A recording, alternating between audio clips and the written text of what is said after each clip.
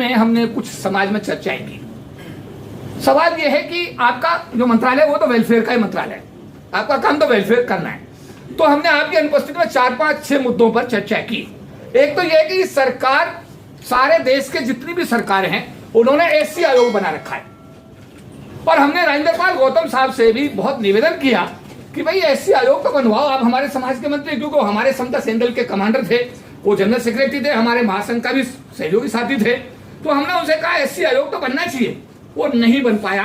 तो एक तो निवेदन हाउस की तरफ से, ये समाज की तरफ से, कि आपके मंत्री बनने के बाद हम ये उम्मीद करेंगे कि माननीय जो हमारे मुख्यमंत्री जी हैं उनसे बात करके एससी समाज का एक आयोग जो वेलफेयर के लिए होना चाहिए और आप ही के मंत्रालय का हिस्सा होगा और आपकी पहल पर, आपके नोट्स पे यूं बनेगा।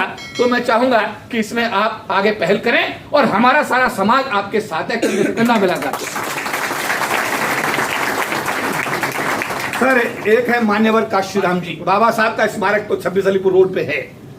बाबा साहब का तो doctor Ambedkar foundation international centre पे 15 नंबर जनपद बना रखा है। बाबा साहब के नाम पर तो चैत्य भूमि भी है, कहां पर? बंबई में। और बाबा साहब जहां पैदा हुए थे, कहां पर? महू में। तो वहां भी तो बाबा साहब का तो पूरे विश्व में है। ये बात सही है? जैसे मैं वर्ल्ड में जाता हूं, कहीं कहीं जाता हूं, देश के कोने कोने में, दुनिया के कोने कोने में, तो देखता हूं हर यूनिवर्सिटी में बाबा साहब का स्टेचू लगा हुआ है और उसके नीचे लिखा हुआ है सिंबल ऑफ नॉलेज। लेकिन हमारे यहाँ व्यवस्था नहीं है। तो मान्यवर काशीराम जी के नाम पर देश की राजधानी दिल्ली में कोई किसी प्रकार का कोई स्मारक नहीं है। हम चाहेंगे कि दिल्ली सरकार इसमें एक पहल करके मान्यवर काशीराम जी की याद में एक स्मारक, जो बाबा साहब अम्बेडकर का 26 अलीपुर रोड पर इस तरह बना है, उसी तरीके से स्मारक बाबा साहब मान्यवर काशीराम के नाम पर बनना चाहिए। ये बात सही है भाई? सर, एक हमने आपकी अनुपस्थिति में डिस्कस किया कि हमारे बाबा साहब ने 26 अलीपुर रोड पर, केन साहब, इतना बढ़िया भवन बनाया, लेकिन भवन का रेनोवेशन आज तक नहीं हुआ। समाज के लोगों ने कुछ कर लिया तो ठीक है, पर सरकार पहली भी आई और चली गई, और माननीय केजरीवाल साहब की सरकार को भी काफी समय हो गया। हमने उनसे कहा था अपने राजेंद्र गौतम से कि भाई 500 करोड़ रुपया आप इसमें सैंक्शन करो, प्रोविजन है। सेंट्रल गवर्नमेंट में थावरचंद गहलोत उस समय थे, वो भी मेरे अच्छे मित्र हैं, जो गवर्नर है इस समय कर्नाटका के। मैंने कहा अगर उनकी मदद चाहिए तो उनका अप्रूवल मैं करा दूंगा, लेकिन आप प्रपोजल तो भेजो सरकार का, दिल्ली सरकार का। लेकिन उसमें भी कोई गति, क्या मुझे लगता है कि 500 करोड़ तो छोड़िए, 5 रुपए भी उसके लिए सैंक्शन नहीं हुए। मैं ये चाहूंगा सबके समाज के बिहाफ पर कि बाबा साहब अम्बेडकर जो रानी झांसी रोड पर उन्होंने भवन बनाया, वो आपके नेतृत्व में, आपके मंत्री बनने के बाद आपका गिफ्ट ये होना चाहिए कि बाबा साहब अम्बेडकर का ये अम्बेडकर भवन इतना बढ़िया बने कि पूरे विश्व के लोग उसको देखना है। जोरदार ताली। सर, तीसरा हमारा एक पॉइंट ये था कि जो हमारे कॉन्ट्रैक्चुअल लेबर्स हैं, यानी कि जो अनुबंध पे काम कर रहे हैं, उनकी संख्या करीब 25 लाख के आसपास दिल्ली में बताई जा रही है, और उनमें मैक्सिमम लोग शेड्यूल कास्ट के, शेड्यूल टाइप्स के लोग हैं। शेड्यूल टाइप तो नहीं, पर शेड्यूल कास्ट के लोग तो मैक्सिमम है ही। तो इनके लिए ये डिमांड पहले भी की थी, चीफ मिनिस्टर से हम भी मिले थे, और हमने उनसे भी खुद भी कहा था कि साहब इनको रेगुलाइज आप करिए। उन्होंने कहा था मैं इन्हें करूंगा, वो अभी तक नहीं हो पाया है। अगर ये काम होता है तो समाज के लिए मैंने कहा ये वरदान साबित होगा।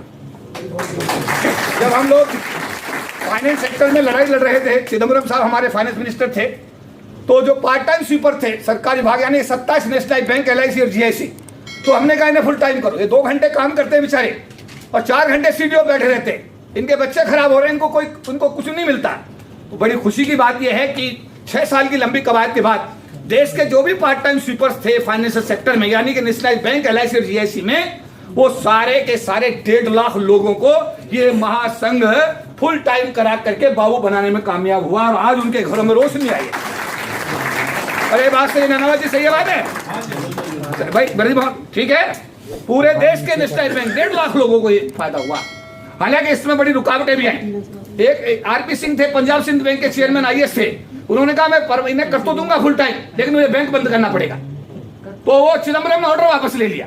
फिर हम सब लोग, सारे लोग मिलकर के सोनिया गांधी से मिले कि इतना बड़ा समाज है हमारा वाल्मीकि समाज, अगर इनका आप ऑर्डर वापस लेंगी मैडम तो आपका कितना बड़ा नुकसान होगा। फिर सोनिया गांधी ने इंटरवीन करके नहीं कि उसको दोबारा का ऑर्डर रिलीज कराया, और 1.5 लाख लोगों को आज हम बाबू बनाने में कामयाब। तो मेरा निवेदन ये रहेगा कि ये आपके कलम से जो ये कॉन्ट्रेक्चुअल एम्प्लॉयज हैं, ये फुल टाइम अगर होते हैं, परमानेंट होते हैं, तो हमारे लिए, समाज के लिए वरदान बनेगा।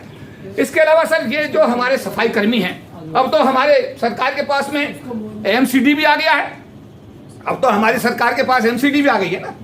तो अब तो हमारे लिए वो जो बीच का विवाद था वो भी खत्म हो गया। तो हम ये जो हमारे सफाई कर्मी समाज के लोग हैं उनको कई बार नौकरी मतलब पैसा नहीं मिलता, उनको वेतन नहीं मिलता। तो हमारा है कि इसमें एक ऐसा सिस्टम डेवलप हो जिससे उन बेचारों को जो काम करते हैं और ऐसा काम करते कोई दूसरा कर भी नहीं सकता, तो उनका पैसा तो उनको टाइम पर मिलना चाहिए। जोरदार ताली बजाइए इस बार। सर, एक हमारे समाज में जहां भी हम खड़े होते हैं एक चर्चा होती है, और ये राजेंद्रपाल गौतम से भी हमारी चर्चा, और एक दिन हमने चीफ मिनिस्टर साहब से भी बात कही। एक दिन हमने संजय सिंह भी यहाँ पर अनेकों बार इंटरव्यू करने के लिए, संजय सिंह जी और गुप्ता जी और ये अपने मान साहब जो सीएम बने, ये भी इनका इंटरव्यू भी कितनी बार इस ऑफिस में हुआ, कितनी बार वो आते रहे। हमने उनसे कहा यार तुम एक बार बताओ, वोट तो तुम्हें हमारा समाज दे रहा है, एससी भी दे रहा है, एसटी भी दे रहा है, और ओबीसी भी दे रहा है, और रिक्शे वाला भी दे रहा है, ऑटो रिक्शे वाले भी दे रहा है। जब राज्यसभा बनाने का नंबर आता है तुम्हें ना कोई एससी दिखता, ना एसटी दिखता, ना ओबीसी दिखता है, तो गलत बात है। तो भैया ऐसा है कि जब हम वोट दे रहे हैं आपको और हमारी वोट से तुम सरकार बना रहे हो, तो तुम्हारे समाज के तो लोग, अरे केजरीवाल परिवार की बात करें, पूरे देश में 2 लाख आदमी नहीं केजरीवाल, तो हमारी वोट से सरकार अगर चल रही है तो राज्यसभा में आने वाले दिनों में हमारे समाज के लोगों को भी आम आदमी पार्टी को रिप्रेजेंटेशन, सहमत हो आप लोग? नहीं। अच्छा सर, एक है जो एससी प्लान का पैसा है वेलफेयर, जो आपके डिपार्टमेंट में आएगा, उसका कोई एक पैसा एससी एसटी पर डेवलपमेंट खर्च नहीं हो रहा है।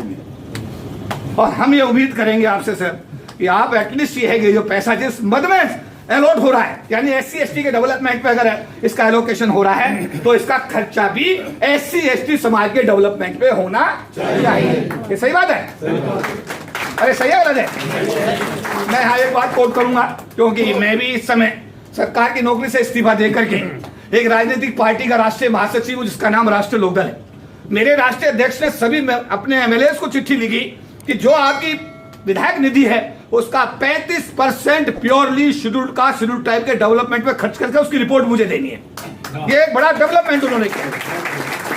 35% जो आपकी निधि है उसका एससी एसटी पे खर्च करेंगे, उसका रिपोर्ट मुझे देंगे, और उसका मॉनिटर करने की मैं राष्ट्रीय महासचिव होने के नाते सारे विधायकों के ऊपर मॉनिटर करने की जिम्मेदारी मुझे दे दी। आप मॉनिटर करेंगे 14 साल, समझ? तो मेरा कहने का मतलब हमें तो अपने समाज का डेवलपमेंट करना है जी।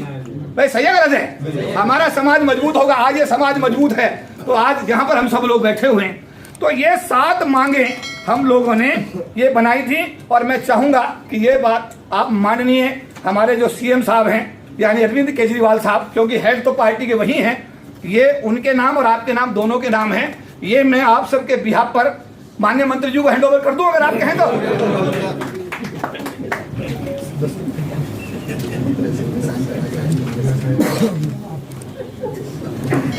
भाई दस्तखत तो तभी करूंगा जब हाउस अप्रूव करेगा। अगर मैं दस्तखत करके पहले लाता फिर आपका क्या सम्मान था बताओ मेरे को? ये तो पहले लिख के लिया है।